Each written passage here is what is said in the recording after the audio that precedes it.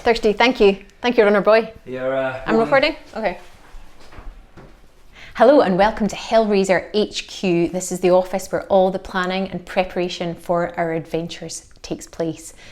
Lots of blood, sweat and tears have been shed by Fraser here. So today I'm doing a wee video. This is particularly for pillion packing, especially for women. And these are my top tips. Now, first of all, there is a rule for packing. This is a rule that Fraser instigated and it's quite brutal, but it does work. That rule is you pack it, you carry it. There's nothing like learning the hard way when you have packed much more than you need and you're exhausted and you're having to haul it up 3 flights of stairs. You pack it, you carry it. Remember that, and you can be brutal in your packing. So this bag is my mission every year when I'm packing. You start to learn the shape of it, how you work things in the most logical way to really make the best use of space. Critically, you have to be able to get it into your pannier box at the end of the day, which sometimes I have definitely had trouble with that. So, top tip number 1 for pillion packing. This sounds very obvious, particularly if you've packed this way all your life.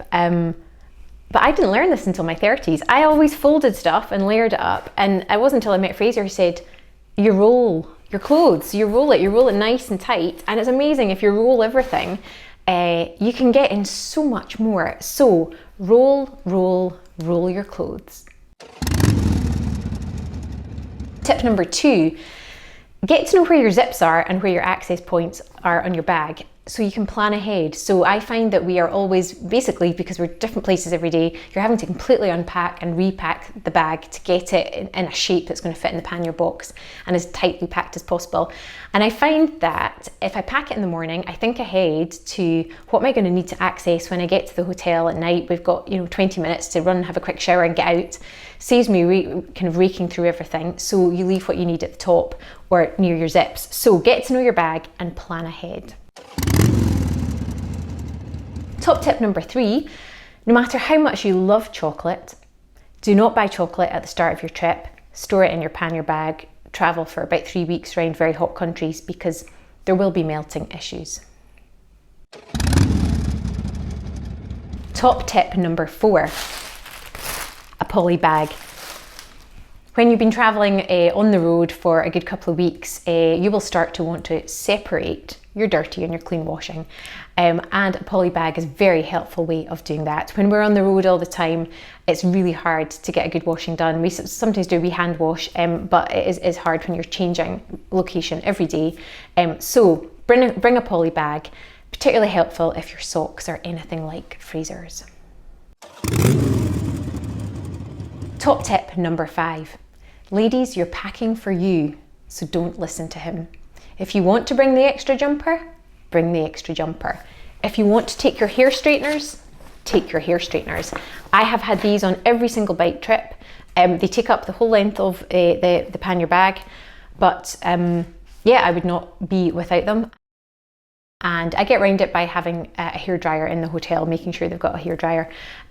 But you're packing for you. I find that boys pack very differently. They can be much more lightweight in their packing. You know all the rules they say about boys in underwear. You can wear them 4 times inside, outside, inside out, upside down, all that stuff. So, ladies, we're a different breed. So pack what you need. If you want that extra pair of shoes, take that extra pair of shoes. Top tip number 6. That said, don't take that extra pair of shoes. You will find that you will lay out everything that you think of taking and it'll be far too much and you'll never get it in your bag. So I would suggest lay out everything you need. If it's your first trip, half it, because you will plan for so much more than you can actually fit in the bag.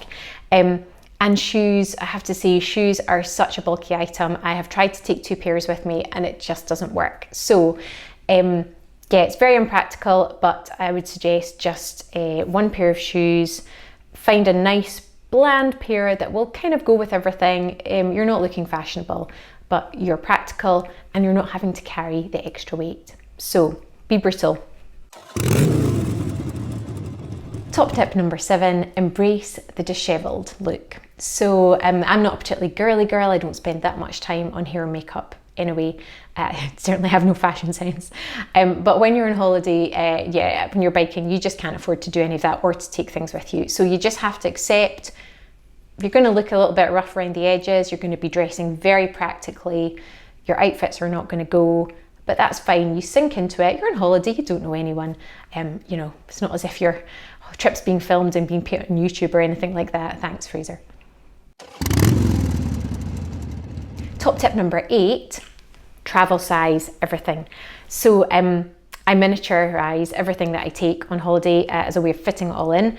And I get round it by, whenever I'm in a hotel or B&B, when there are toiletries, I make use of their toiletries. So mine become the backup for the hotels that don't have them. And that way, I can get through 3 weeks with a tiny little shampoo. And I think in 8 years, we've only had to buy a shampoo once. We tend to never run out. So it's a good strategy and it does work. And it means you're not having to take ridiculous sizes of things. Top tip number 9, plan for all weather. So our hardest bike trip to plan for was definitely Norway because it was colder. So all your items are bulkier, more trousers, more jumpers. So I pretty much existed in the same 2 outfits, I think, for the whole trip. When you're biking around lots of different countries and different altitudes, you will expect all kinds of weather. So I find always make sure you have a jumper and a pair of jeans to do you for those colder spells. And then obviously hotter weather is easier, but just plan for a mix because you just never quite know, and always have a raincoat. Tiny little unfashionable Mac. You'll have seen that in many videos. And finally, top tip number 10, learn from your mistakes. So every trip that I've come back from, I always think I need to write down when I get back what I used and what I didn't use so I can pack more efficiently. And every year, without fail, I've forgotten. However, last year, finally, when I came back, I remembered and I recorded a little video to myself saying, Helen, what are you doing? You took 3 jumpers, you only needed 1. Hi Helen, so today is the return of the 2019 bike trip. And for the past 16 days, you have been carrying quite a heavy pannier bag around. So we don't need everything. We're going to leave ourselves a little message so in a year's time we don't find ourselves in the same position. Let's have a look at the bag, shall we? You've got 16 t-shirts, you only needed 4. So that was my way of just being really brutal and saying, you take this, you didn't use that. And I'm hoping that the next trip we do, I will look at my video, I'll remind myself, and I'll pack the most efficiently I've ever packed. That's the plan. So I hope you've enjoyed those top 10 tips for Pillions. And remember the golden rule, you pack it, you carry it. Cut. Finished, Fraser!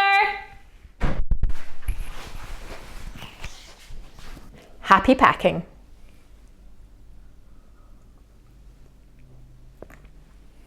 Bubbles.